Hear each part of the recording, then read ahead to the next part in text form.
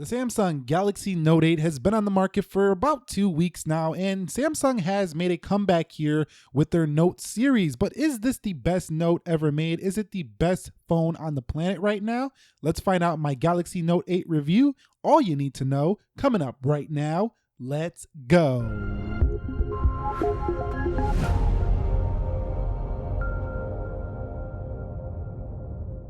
Say hello to the Samsung Galaxy Note 8, Samsung's comeback phone. I think it's time we put those Fire Phone jokes to rest here. So we are greeted immediately with a 6.3-inch Super AMOLED display that is curved. It's a little bit more rectangular than what is found on the Galaxy S8 Plus, but it actually has 6 gigs of RAM, so it's a little bit smoother with a Snapdragon 835. A symmetrical design is present here as well. Not quite as sleek as what we've seen on the S8, but it's still more of a Note series looking device, a little bit more squared off. On the front, you have facial recognition as well as an 8-megapixel camera, a virtual home button at the bottom that looks very similar to what we would like to see in a fingerprint there, but it's just not there yet. An IP68 rated Samsung S Pen, which also has well over 4,000 pressure sensitivity levels, making it a very accurate pen. Up at the top, we do have micro SD card expansion up to 256 gig with our SD card slot and a microphone hole. No IR blaster. On the rear, we are greeted with a dual 12-megapixel optically stabilized camera, and below that is the Samsung logo as well as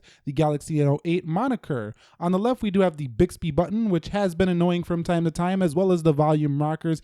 And over on the right, we have a pretty comfortable location power button. I think it was, in my experience, very nice to see where this was located. I didn't have no problems pressing that power button. So overall, the Galaxy Note 8 is a decently chunky phone. It's not the thinnest. It's about 8.5 millimeters thick and 195 grams. Now, Samsung decided to throw in a pair of AKG headphones, which are welcome, and you also get the adaptive fast charging right in the box, just how we would like it. And it is a very fast charging phone here. Now, if you go into the brightness levels on this display, you're going to see that this thing gets over 1,000 nits of brightness. It's extremely bright, the brightest display that I've ever seen on a mobile. Now, it might not be the brightest in the world. I'm not sure about that one, but in my use, I've never seen a phone that is brighter than this guy. Now, in the display settings, you get the usual packed full of features, Samsung features. You got adaptive display modes. You can change the navigation bar. And on here, you can actually show and hide the button, so you get the full screen on the Galaxy Note 8, which is a little bit different from the S8, where you couldn't hide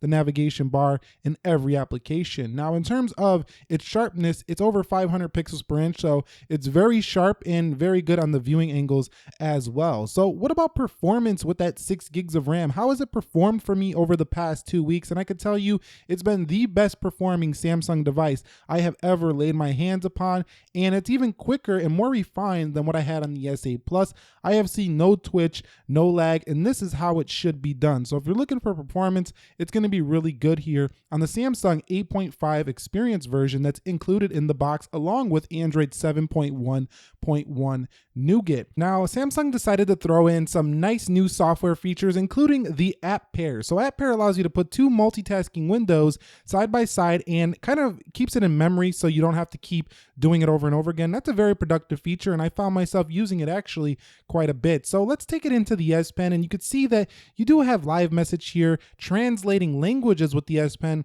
as well as coloring, all that seem like new features here, as well as magnify. So you can also have 10 different apps in there, and there's plenty of S Pen settings to be had in the Galaxy Note 8. So I think you're really going to enjoy what Samsung includes here. It's the most refined S Pen experience, as every Note does, and this one is no different. So it's also a little bit more, I would say it feels a little bit more realistic in the hand when you're writing with it like an actual pen. In addition to that, you do have the hover mode where you can hover over pictures and you could see things without actually having to click the picture, which is a nice touch as well. This also can be used kind of like a surrogate mouse, where you can just let the page scroll with the S Pen, and you could use this to point on little targets on the screen that you couldn't actually feel with your finger that easily. Live message is a very similar feature to what we see on the iMessage, but you can actually, use the pen. So, and it has a bigger screenwriting area, so I find it to be a little bit more accurate. Also, video editing with this pen is going to be extremely accurate as well when you are trimming clips and stuff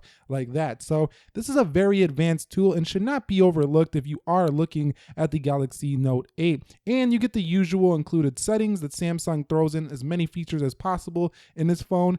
Also, you get the wallpapers and themes store, which is one of the best, I think, on a skinned Android device if you are going to use a skinned Android device. Now, let's talk a little bit more about those dual cameras on the rear that shoot up to 4K, and a software update will be pushed out for 4K 60. You can double click to launch this camera, and it's going to give you an extremely big viewfinder if you hit the full screen mode. And if you come out of there, you can press the 2X to use the telephoto lens, as well as live focus, which is going to allow you to manually control the blur, unlike other portrait cameras out there. When you go into settings, you do have plenty of modes as well, quick launch review features, as well as changing everything and anything you want right from the camera viewfinder itself. In addition to that, you get stickers here on the Galaxy Note 8, which I found to be more of a fun feature, and plenty of pro modes and other modes you can download to get the most out of your smartphone. The front-facing camera is an 8-megapixel camera that also turned out to be quite stunning, I would say. It's not the best I've seen on any smartphone, but it's a really good one nonetheless. The camera does tend to get a little bit close to your face, but you do have some cool features like just holding up your hand and you can go ahead and take a selfie and wait on the timer, and that's kind of a smart feature if you ask me. The front-facing camera stickers were also fun as well. As you can see, I was having some fun right here jamming out with this DJ mode. So overall, I think you get a stellar camera. To see more about this camera, go ahead and check out my most detailed camera review on a Samsung Galaxy Note 8. You'll find everything you need to know about it there. Now, in terms of audio, at the bottom we do have a speaker grill on the right and a 3.5mm headset jack on the left. Thank you, Samsung. This 3.5mm headset jack was quite impressive in my testing. Now, it is easy to cover up that speaker if you are watching a video or say, and that odd 18:9 aspect ratio on the Galaxy Note 8, just like on the S8 Plus, can cut off your video. If you want to watch a full widescreen 16:9, this is probably not going to be your favorite phone. Getting into security, the lock screen security on this phone is fantastic. You have iris scanning, you have facial recognition, you also have regular passcode, you do have pattern unlock, you have plenty of ways to unlock this phone, probably overwhelmingly a lot of features. My favorite was the facial recognition,